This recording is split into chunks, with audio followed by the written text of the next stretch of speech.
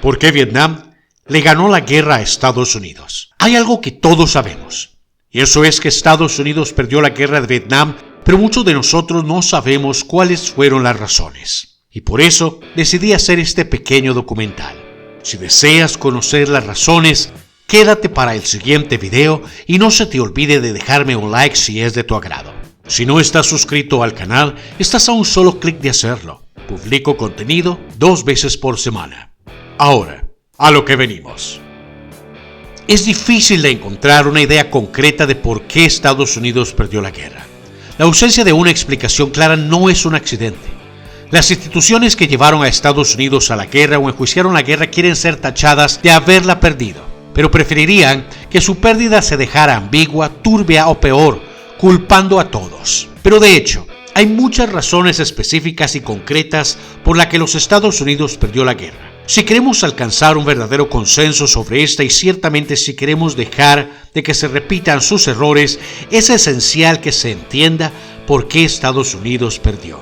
Las fallas ocurrieron en la política de Estado, en la inteligencia y por supuesto en el ejército. Lo más fácil de explicar son la política o los factores políticos en piezas anteriores. Resumiendo brevemente, comenzaron cuando en 1946 Truman rechazó la solicitud de Ho Chi Minh de ayuda para desalojar a los ocupantes coloniales franceses. En cambio, ayudó a los franceses.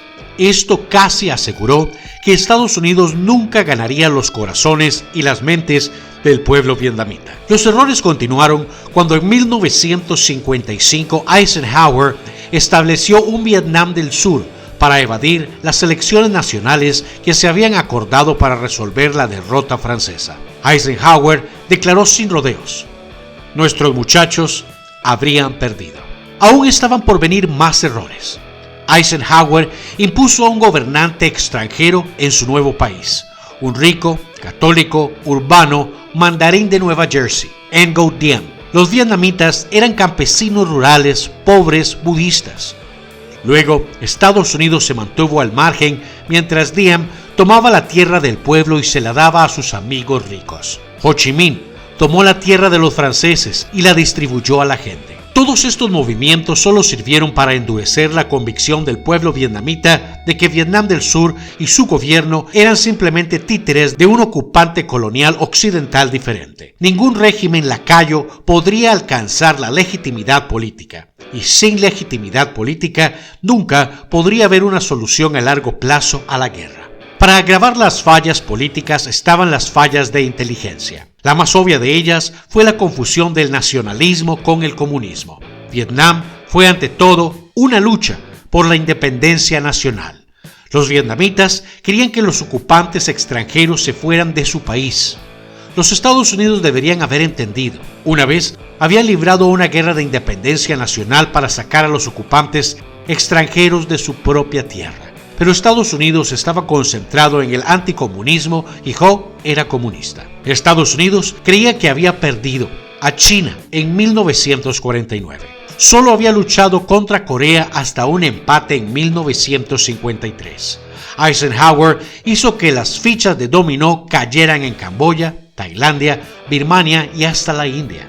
Al percibir todos los eventos a través de lentes anticomunistas, los líderes estadounidenses no pudieron modificar sus estrategias y tácticas para acomodar la demanda de autodeterminación local. La tragedia es que en 1961 la CIA repudió la teoría del dominó, pero fue imposible revertir el impulso político que sus imágenes simplistas habían generado. Una falla de inteligencia igualmente importante fue la confusión de la guerra partidista con la insurgente. El concepto estadounidense de la guerra era que era partidista, que estaba siendo combatida por invasores externos del norte. De hecho, desde el principio, la guerra fue una insurgencia peleada desde el sur mismo contra Estados Unidos. Los regímenes impuestos, los insurgentes, eran el Vietcong. Este malentendido socavó totalmente los esfuerzos de Estados Unidos, ya que la estrategia necesaria para librar una guerra era completamente diferente de la estrategia necesaria para luchar en la otra. Cuanto más se deterioraba la situación política en el sur, más se bombardeaba el norte. Cuanto mayor era el control del Vietcong en la población rural del sur, más bombardeaban el norte. Esto resultó contraproducente. porque llevó al norte a entrar en la guerra en el sur precisamente para expulsar a los ocupantes extranjeros que utilizaban al sur como escenario para bombardear el norte. Ese fue el principio del fin. No puede faltar decir que los informes de inteligencia enviados a Washington eran peores que inútiles. Eran profundamente dañinos. Todo, desde informes de batalla y recuentos de cadáveres sobre el terreno hasta evaluaciones de situación y revisiones del progreso estratégico, se mentía de forma rutinaria. Esto hizo imposible para idear estrategias apropiadas o incluso realizar evaluaciones significativas del progreso de la guerra. La razón radica en la estructura de incentivos de las Fuerzas Armadas. Los oficiales militares fueron recompensados por el desempeño exitoso de sus deberes, no por el desempeño incorrecto. Por lo tanto, tenían un incentivo incorporado para embellecer sus informes. Las mentiras de bajo nivel se convertían rutinariamente en mentiras de alto nivel hasta el final de la cadena de mando. Además, la lealtad dentro del cuerpo de oficiales aseguró que las voces contrarias fueran expulsadas del servicio. Entonces, toda la jerarquía de informes militares creó informes falsos de progreso. Una vez comenzado, resultó imposible de detenerse. La luz al final del túnel nunca parecía apagarse, pero tampoco se acercaba más. La mentira estaba tan arraigada que era imposible descubrirla hasta que ya era demasiado tarde. Cuando se descubrió, los mentirosos intentaron impugnar a los que decían la verdad cuestionando su patriotismo. Si las fallas políticas y de inteligencia contribuyeron a la derrota de los Estados Unidos, las fallas militares fueron fundamentales para ello. Vietnam era después de todo una guerra. Uno de los fracasos más espectaculares fue la guerra aérea. Rolling Thunder fue el nombre que se le dio a la campaña estadounidense de bombardeo del norte. La idea era impedir que los suministros del norte llegaran a la insurgencia en el sur, pero la interdicción fracasó. Las razones son claras y se conocieron en su momento. En primer lugar, el nivel de desarrollo económico del norte era muy bajo, lo que significaba que habían pocas concentraciones de objetivos útiles para bombardear. En segundo lugar, cuando comenzó la campaña aérea, el norte dispersó incluso objetivos por todo el campo para protegerlos de los bombardeos.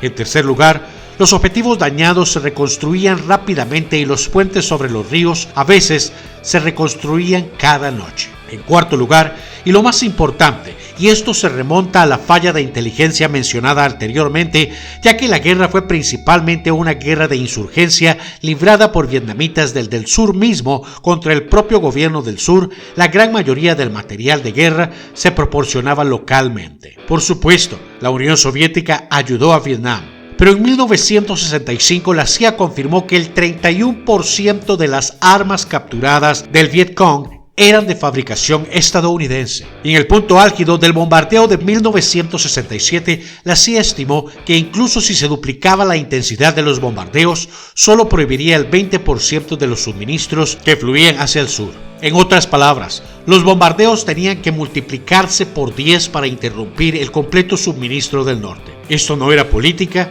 económica ni militarmente posible. Por lo tanto, ni siquiera era conceptualmente posible derrotar los combatientes en el sur mediante el bombardeo del norte. Los militares no estaban en fase. El general de la Fuerza Aérea Curtis LeMay bromeó: deberíamos bombardearlos de regreso a la Edad de Piedra. Y lo intentó. Estados Unidos arrojó 3 veces más toneladas de bombas sobre Vietnam de las que lanzaron todos los bombardeos en todos los teatros de la Segunda Guerra Mundial combinada y claramente no funcionó. Finalmente, la estrategia militar fundamental de Estados Unidos en la guerra fue fatalmente defectuosa. Desde el comienzo de la escalada en 1965, el ejército estadounidense eligió una estrategia de desgaste. El desgaste significa destruir progresivamente las fuerzas del otro lado hasta que ya no puedan luchar. Para que el desgaste funcione, se deben aplicar 3 condiciones.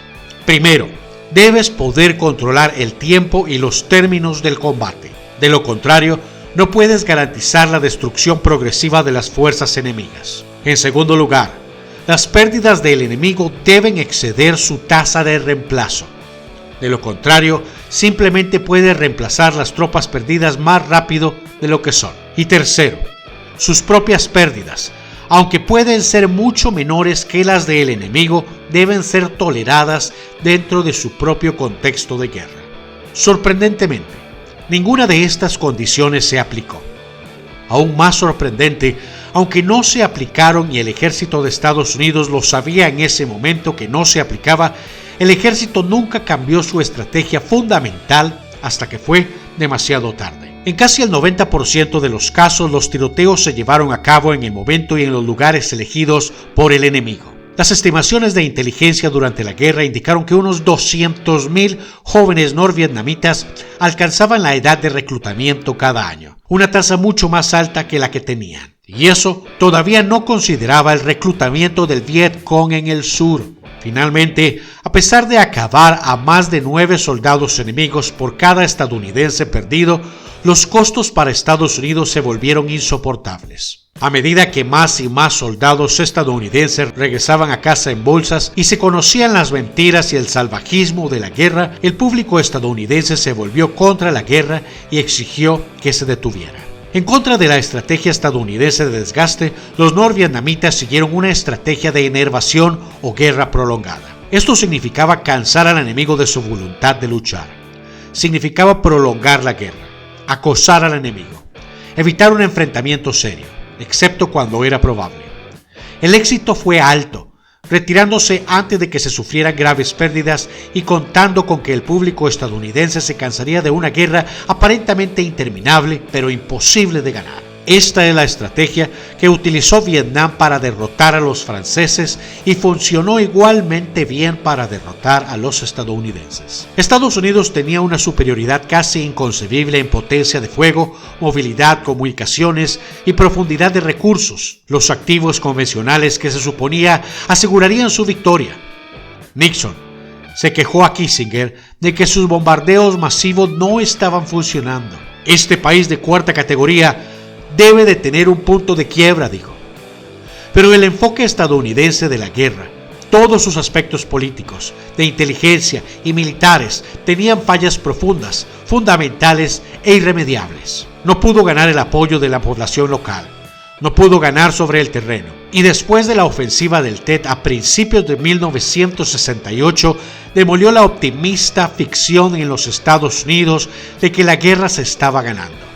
Ni siquiera pudo sostener la voluntad de su propia población de continuar la guerra. Los Estados Unidos no fueron simplemente superados, sino pensados. El ejército, que fue el actor principal en la guerra, se apresura a culpar a otros por su pérdida. Fueron medios liberales los que pusieron a la gente en contra de la guerra.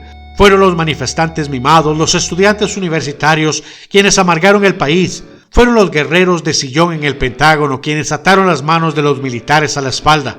Y así sucesivamente. Excusas, excusas, excusas. Estas razones políticas de inteligencia y militares de la pérdida de Estados Unidos en Vietnam no son difíciles de identificar. Están hechas de la combinación moral de ignorancia, engaño e incompetencia.